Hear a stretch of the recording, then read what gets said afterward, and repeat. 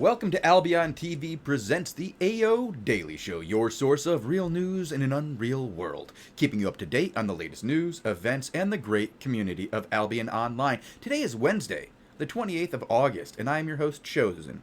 And with me today is my co-host, Bogul. How are you doing today, Bogul? Are you ready for another great show?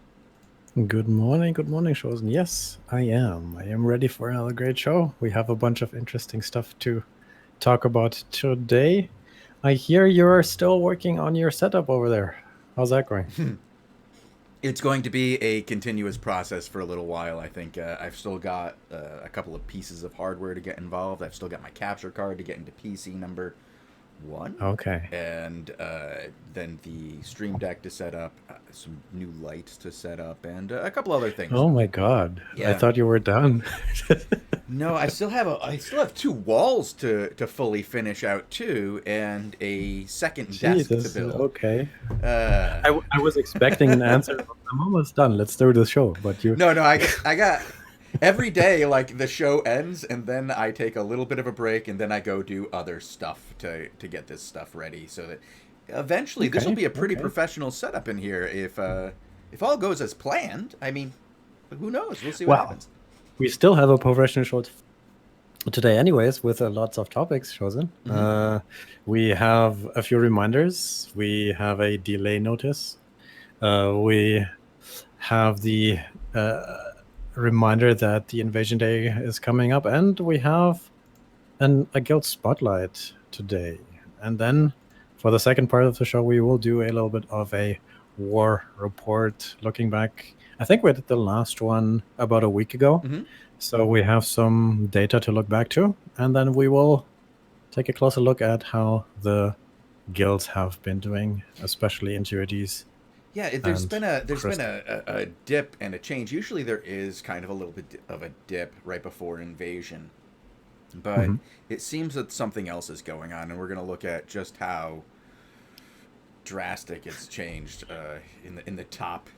It's just like the activity has changed. Let's just say that much. Things have changed. But let's get to those reminders and notices and PSAs. Yeah. So, as you guys know, we've been talking about this patch to be on the server. You know, it's a Percival patch 4, right, Bogul? Is that what it? That's the number? Okay. That was supposed to come out today. But it didn't. It didn't. And we have some official word. So they found something. They had to fix something. It takes a day longer. Planned is tomorrow. Okay. Happens. And that's that. Yep. Yeah. Yep. It's a. By the way, at the end of the show, somebody sent me a few screenshots of stuff that nobody has seen before, except if you log in on the test server. So we might have time at the end of the show to look at these. By the way. Sounds good. Yeah. We also have the quick announcement that the auctions are over and the Carleon cartel is officially dead. If you recall, there were extremely high taxes in the last few months, up to 200%, and these are done and over now. If you look around at Carleon at the prices of crafting and refining stations, the taxes have dropped massively, in some areas even to like 10% for associate rates. Yeah, so if you kept your stock, if you waited out your situation and wanted to wait for this situation to blow over, that has happened. So happy crafting, everybody. It's working and cheap again. Oh, geez, some of this is out there. This is going to be interesting. I do see that MAGA is currently the most expensive neighbors on the block by 6%, which is interesting. That's a turn of events, is it? Yeah. I don't know, but the cartel is officially dead. Bogul, you and I were talking about this, that you really need to have something other than just the passive income from owning the building to make that building work for you. Now you have to do something else. There's other things you have to do in order to make this work for you now and to make the profit. It's dead. It's over with. My preliminary research suggests, I always wanted to say that, that you basically need a guild or a lot of friends or contacts to use your plot and utilize that 15% additional return to make the investment into a plot worth it. but for the vast majority of people who do not own a plot in Carleon and just have access, it is going to be a good few weeks, if not months, of low and enjoyable tax rates, I think. Oh, interesting. Very good for everybody. At least until the next set of people win. This is going to be this next one when it's blind, and you have to pay what you bid. I'm really going to try to win some plots with 500,000 silver. I mean, some of the plots are right now for sale for as low as 80 million silver a plot. So you might have to wait a little bit longer before you can get one for 50. I'm just going to try to find the one that nobody bid on. Just get lucky, you know? Just bid on it. I'm not sure if that's going to work, Shozen. You might have to rethink your strategy. It's not a great strategy. I'm just saying. But it's my strategy, you know? Okay. All right, you know, just a lot of fingers and a lot of pies. Usually I lick my finger first and then I stick it in the pies too. All right, so we have a Invasion Day coming up this weekend. PSA, guys, get ready. Remember, you're going to have that once a month lock coming up. You know that you're going to be locked there. You won't be able to use your D-lock or your unlock key or whatever it is. You know, once a month you can go to anywhere you want. You can just rebind yourself to another portal. But coming up on that Friday, will be disabled. Yeah, that's going right? to be. That's what I'm saying. And now that's going to be disabled for the upcoming Invasion Day. So get that ready. Find out where they want you. Get now is when you should get ready, right, Bogul? Not Friday. Like today's Wednesday. It's a little early, I would say, for today. But I think the earlier, the happier your guild officers will be if you already have the right lock, if you have your sets prepared, if you have your stuff ready for this upcoming weekend. And so that means get your one-handed curse, get that ready, get your daggers out, you know, get your ZVZ builds, you know, get those ready to go out there and do that. Right? Okay. Sure, if that's what. Okay. So territories, prime times. We're gonna have two shows. We're gonna have two shows this weekend. One for the UTC, EU territories. Wow, I am really just off right now. The words are coming out, but not in the right order. It's like I'm reading, and it's just like I'm reading what's in front of me in bold, and I'm like, this is not what I want to say. Why do we have these in bold? Because I copy pasted them from the website. But you're supposed to say when the Albion TV shows are going to be. That's I know it says that right in front. Okay, so this Saturday, we're gonna have two shows here on Albion TV. One at 18 UTC, which is the EU prime time slots. Everything that's at 12, 14, 16. Well, actually, now that's the wrong times now, Bogle, because we've had consolidation. You know, this is old information, Bogle. What? I just copied what Prince Caspian sent me. Whatever. We will have two shows. You will be there on the weekend. You will start at 18 and 1, right? That's the times for the Invasion Day casting show with Lupac. And we will get to see a lot of the things that are happening on this very day live here on this very channel. Yeah, you'll get to watch them. There's going to be two shows. They're both going to be great. They're both going to be action-packed, 100%. I might even say the right thing at some point during one of those two shows. So tune in, see if it happens. You can mark that day down on your calendar. You can be like, whoa, Shozen knew it was going on for about 14 seconds on, what is it, August 31st at 1:35 UTC. Do we have any sort of how we call this ideas as to what is going to happen on? Yeah, I have a pretty good idea. Mercia is going to go Money Guild's going to take all of the EU section of it free, uncontested, without anybody showing up at all. Yeah, nobody is going to come fight for it. And then the NA period's going to come, and they might have a little bit of pushback from, I don't know, Arch. It seems to be the most capable individual alliance over there right now. Wait, that seems like a prediction to break. I think somebody has to step up. Somebody prove me wrong. Like, somebody show how wrong Shozen is and actually show up in Mercia. But I think that Anglia and Glauvia are gonna, well, Anglia and Siluria are gonna be like completely just banging right now. Those two areas are just like nuts. So Cumbria, I'm sure we'll see the same thing as always. Just 3 or 4 fights. But Anglia, we've been watching that both Glauvia and Siluria have been pretty banging as of late in Invasion days. The new stuff has really been some of the best stuff, really. But Siluria has just had some amazing fights. So we'll see what June does. I'm looking forward to following them around, seeing how they get into, some fights and see how they do. Anglia's great, with just so much of the what is it, bunk bed gang, Bogul? Are those guys going to show up on Invasion Day, do you think? They've got a lot of territory. They have a bunch of territory to defend. Yeah. So I'm hoping they would. Yeah. But you mentioned June. There is an official guild spotlight for this guild released today. Do you want to talk about that one? Sure. Well, I mean, you reached out to them. Oh, there was... No, there's an official... What? Yes. Oh, dude. Yes. Who decided June needed to die? Why? You don't know about the guild spotlight curse? I do, but I don't think it works that way around. I don't think SPI picks a guild, goes like, hey, how are you guys doing? And then, all right, now you're cursed.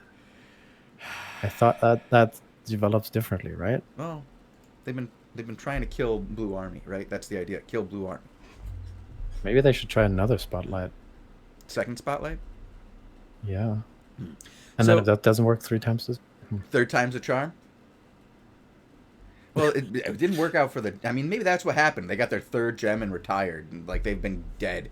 Like, they have no activity. I think they have 3 GVG/Crystal GVGs in the last 5 days. Oof. Big oof. So, okay, Fun Stealer says you request a spotlight and then they show you. Well, if you have a death wish, all right. But this official guild spotlight for the guild June of the Daddy Alliance was released today, just a few hours prior to the recording of the show. This time around, it's a little bit of a brief spotlight. It doesn't have as much text as, for example, the nice developer spotlight that we saw last week. However, it details a lot of what June does, as they call themselves a competitive PvP guild who is mainly focused on GVGs and crystal GVGs. They have, as of this spotlight, more than 70 territories, and they say their main rival is currently Money Guild, which is very believable. Yeah, these are the 2 most active guilds right now, aren't they? Money Guild and June. In regards to GVGs and crystals. Yeah, GVGs and crystals. Yes. Yeah. But the spotlight also goes a little bit into detail in regards to the history. I'm just going to link it in chat, by the way, if you guys want to read it yourselves later on. But one thing I wanted to pick up from this interview was that they say they run an average of about 15 crystals every day. Yeah, that is ridiculous. And we checked that out a little bit, with our own statistics and, looking back into our own archives. And between regular GVGs and crystal GVGs, that's not off.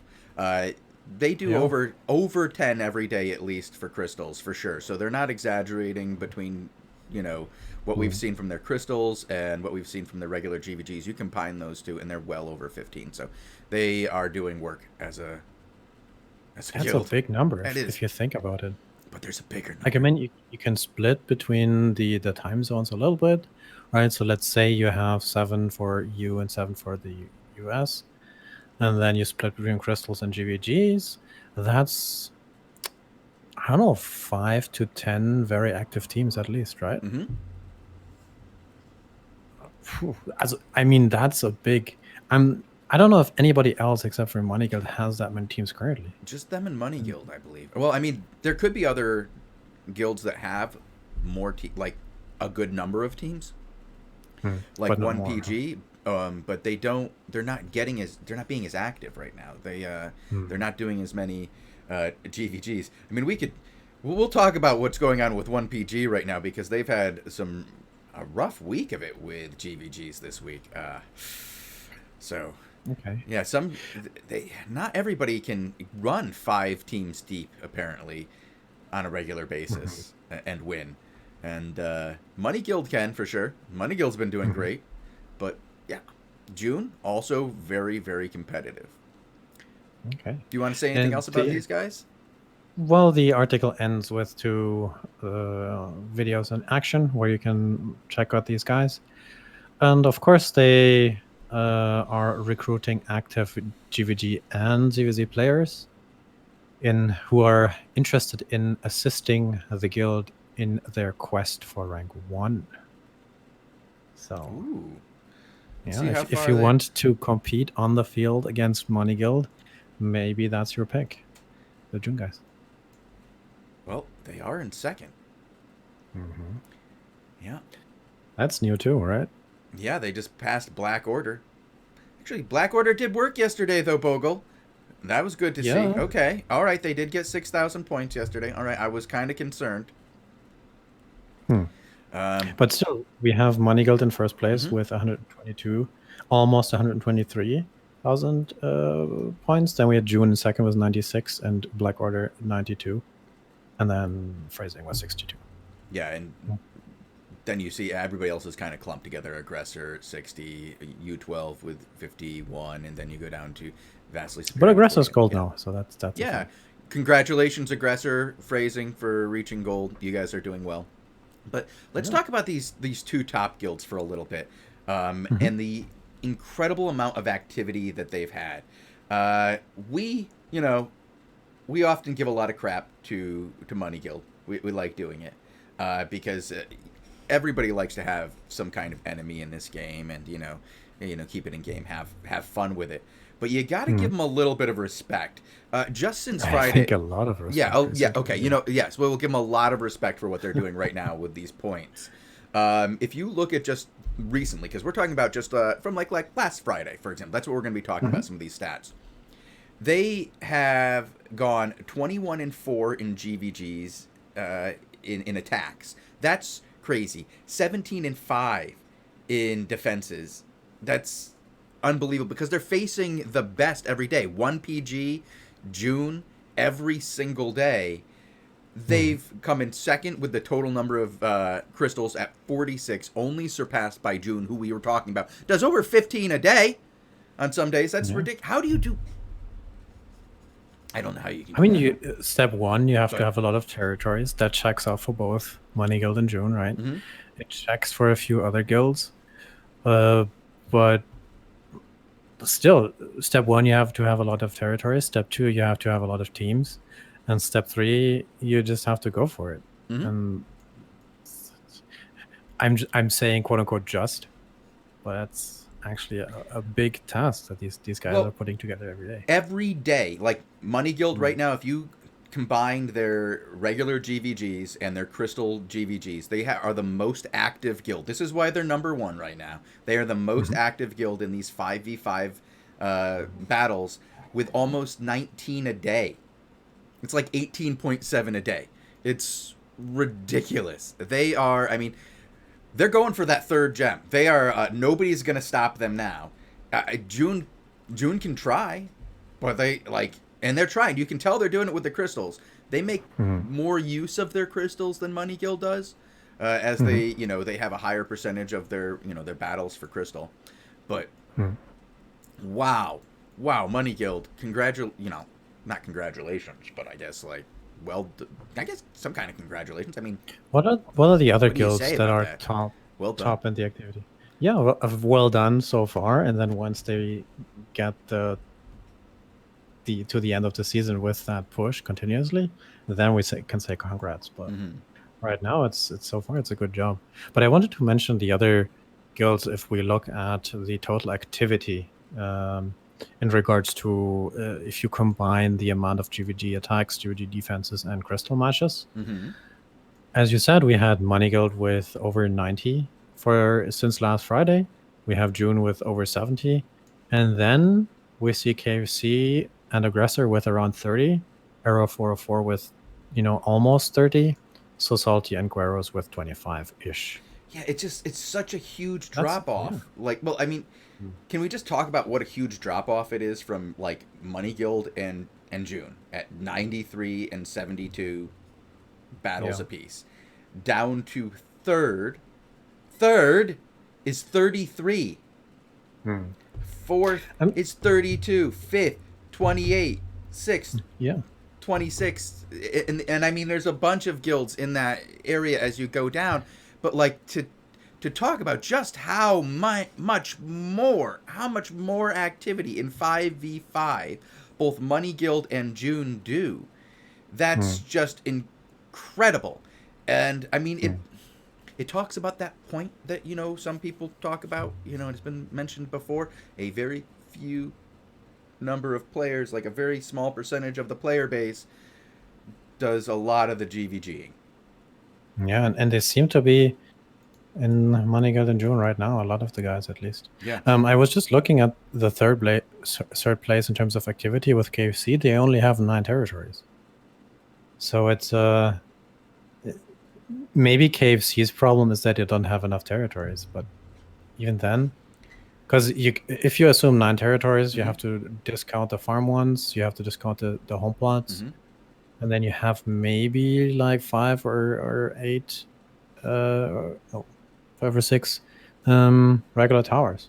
Well, so maybe that's even a barrier for them. You have to do more too. Like you have to do more too to get the season points. Like it is kind of shocking how low. Like when you see that they're third in activity in 5v5s, and then you see where their ranking is, they're just it's not really correlating. Like activity. Right. That's an interesting topic in itself, I guess. How some of the stats we can find, both on the kill board and if we look deeper, actually correlate with season ranking right now.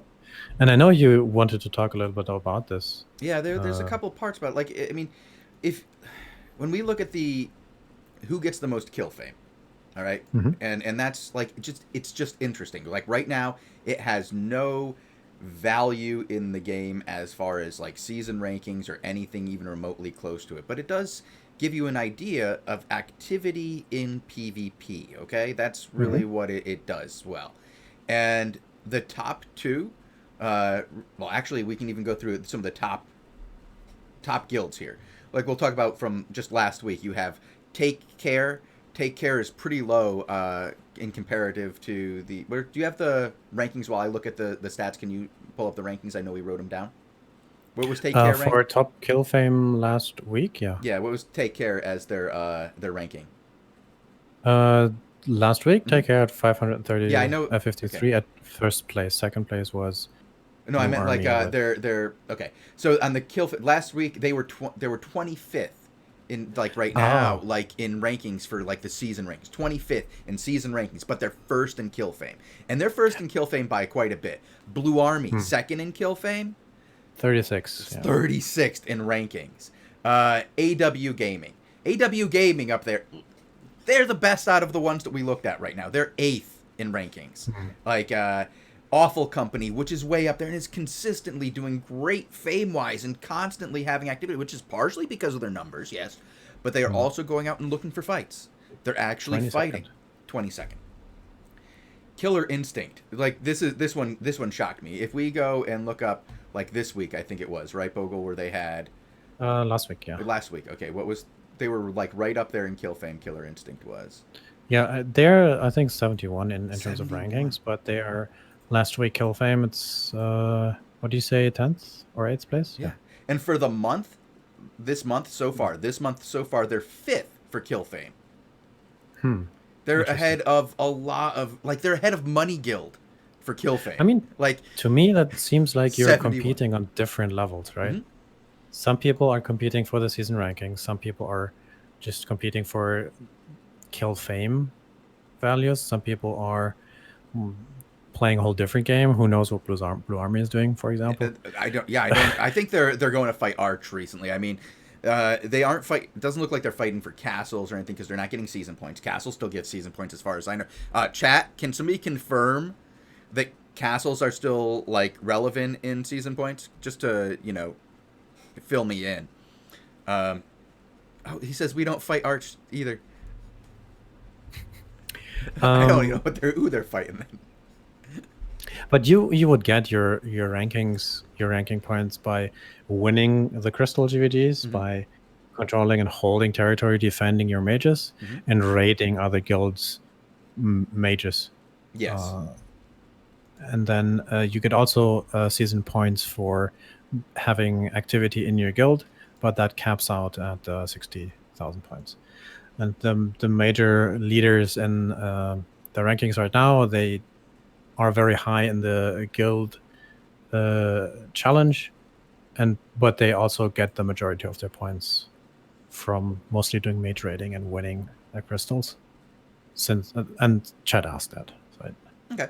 No, yeah, I was being more rhetorical and flippant with my comments before, because it's more you can tell that Money Guild, June, they're funneling their activities into high season point rewards, where you can see these other very active guilds who are doing a lot are getting no season points. And it's not that they deserve them. That's not what I'm trying to say.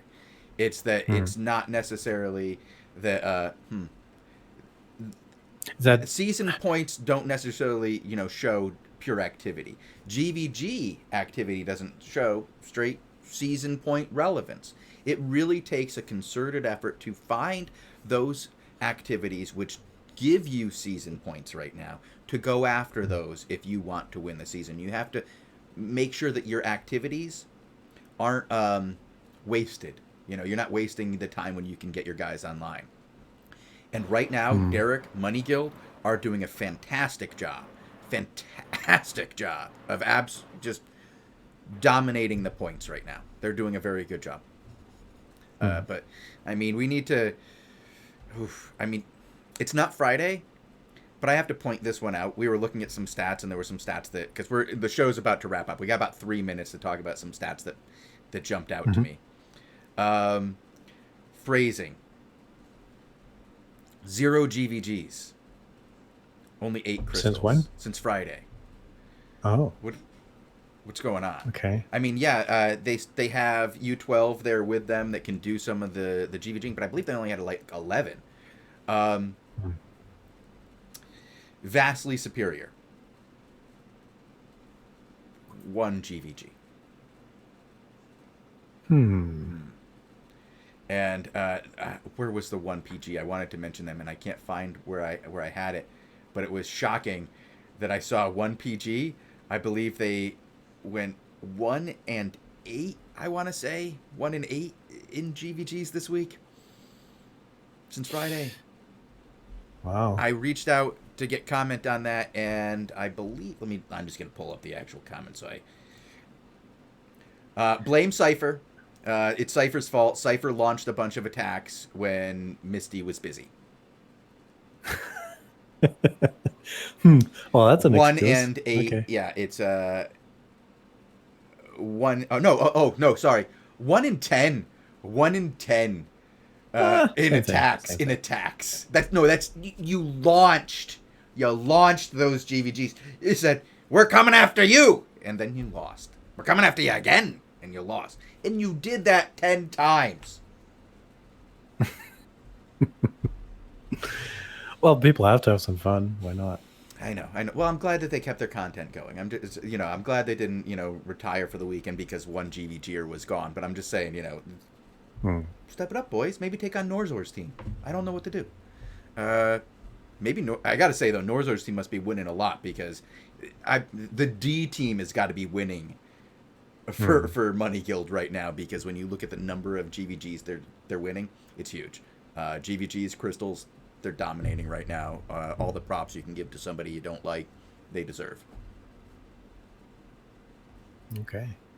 All right, and on that note, Bogul, it is time for us to wrap this show up and move on to the next show. Is there anything you want to say before we get out of here? No, it's just a very interesting sort of situation that we have come to. It's about 4 weeks into the season.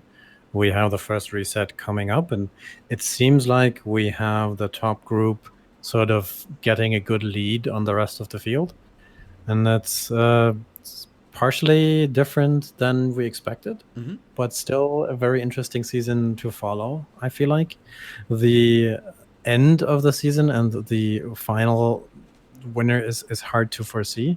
I mean, Money Guild has a very convincing lead and has put down a very convincing first third of the season, but it's not over yet.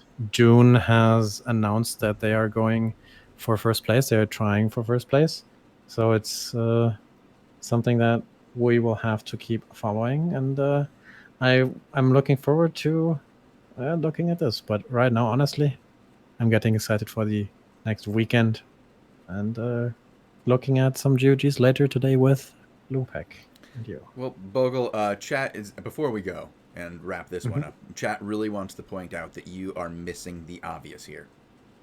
June got a spotlight. Money Guild's gonna win. Oh. Pretty much. All right. Well, we will be back in just a few moments for the overtime show, and then we will also be back again. Lupak will be joining us shortly after that, and we will be covering crystals and live GVGs at 19 and 20 UTC. But you can catch us every day, Monday through Friday, right here at 18 UTC for the AO Daily Show at twitch.tv/Albion Online. And then you can check us out when we do get them uploaded on SoundCloud and on YouTube. This week's been a little rough with the computer issue. They've been not quite where I wanted them, so I don't believe I have any of this week's stuff uploaded. So if you guys are a SoundCloud listener, you're probably listening to these all at once and binging. Must be fun. You can probably fall asleep to this. All right. So you will also catch us this weekend at, 17:30 and I guess 12:30 or 0:30, what 24:30, whatever it is, whatever that time is, at 30 minutes after, first thing in the morning for the NA time slot. So you guys can check us out right here, and thanks again for watching. So until next time, stay classy, Albion.